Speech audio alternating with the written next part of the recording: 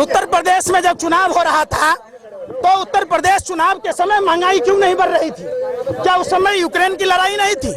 तो सभी राज्यों में दाम कम हुआ है भाई, हम पूछते हैं कब कम हुआ? जब हरियाणा में, हिमाचल में वोट का चोट पड़ा। उत्तर प्रदेश चुनाव के बाद महंगाई क्यों बढ़ रही है? आप हमको बताइए। जब तक आप पालते रहिए शेर पालने का फर्ज, और आपके ऊपर लाखों का कर्ज हो गया। शेर आदमखोर हो जाता है। शेर का काम जंगल में है, रिहाइश में नहीं है। रिहाइश में इंसान का काम है, जो इंसान की संवेदना को समझे, जो एक दूसरे की बात को समझे। पंजाब सरकार ने 53% कर्ज ले लिया अपनी जीडीपी पे। भारत सरकार कितने परसेंट कर्ज लिया? एक मिनट, सबसे ज्यादा भारत सरकार कितने परसेंट लिया? आप पंजाब पहुंच गए। हम कहते हैं मोदी जी ने कितना कर्ज लिया? भारत सरकार में है, आप बता दीजिए। आप नहीं बोलिए, आप IT से फिर वही बात। देश की बेहतरी के लिए सरासर गलत है। इन लोगों को लगता है कि MCD में जो 14 साल रहते हुए जिन वाल्मीकि ऋषि ने हमारे रामायण लिखे, उन समाज के लोगों को जिनको परमानेंट करना था, उनको आज तक परमानेंट नहीं किया गया। जो जाड़ा में, गर्मी में, बरसात में गंदगी साफ करते हैं, बीमार होते हैं, उनका ESI कार्ड नहीं है। आप समझिए तो कैसा धर्म है? कैसे धर्म की बात कीजिएगा? जिस धर्म में पेड़ कैसे जिंदा होगा, इसलिए हम पीपर के पेड़ में जल डालते हैं। सुन तो ले, किसको मानने जिम्मेदार? जिम्मेदार किसके आदेश से शोभा यात्रा निकाली गई? शोभा यात्रा का परमिशन था तो प्रशासनिक अधिकारी निश्चित तौर पर, समझ लीजिए, निश्चित तौर पर, चाहे वो हिंदू हो या मुसलमान हो, एक तरफा कार्रवाई नहीं होनी चाहिए। दोनों पक्षों पर कार्रवाई होनी चाहिए। CCTV फुटेज के आधार पर ये खंगाले जाने चाहिए, क्योंकि CCTV का फुटेज असली चीजों को दिखाएगा।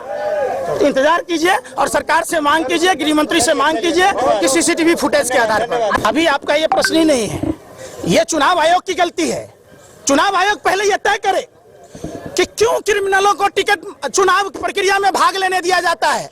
दूसरी बात, चुनाव आयोग यह तय करे कि जो चुनाव आयोग से 20 लाख EVM गायब हैं, वो किन नेताओं के घर पर अचार बनने के लिए डाला हुआ है, ये कोई नहीं पूछता।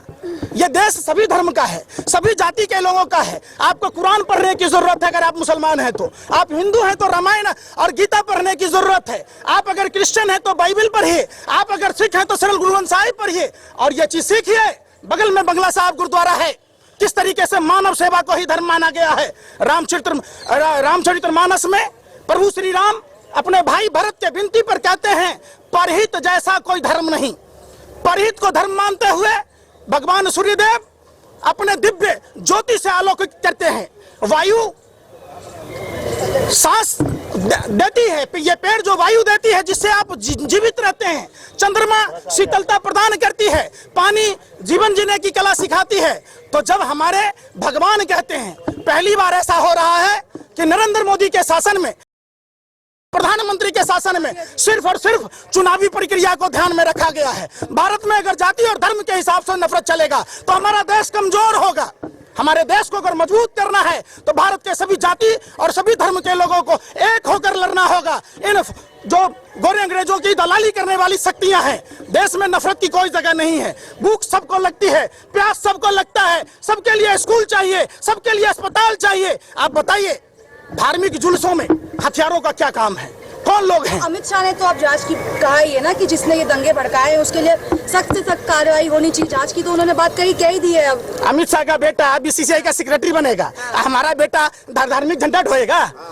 आप पूछे, आप किस आधार पर बना भैया? किस आधार पर? समझिए, देश की जनता को समझना होगा। सभी जाति सभी धर्म के लोगों को इकट्ठा होना होगा। हम धर्म के लिए नहीं, धर्म हमारे लिए है। हम धर्म के लिए पैदा नहीं लिए हैं, धर्म हमारे लिए है। धर्म एक सभ्यता है, संस्कृति है, जीवन जीने की कला सिखाती है।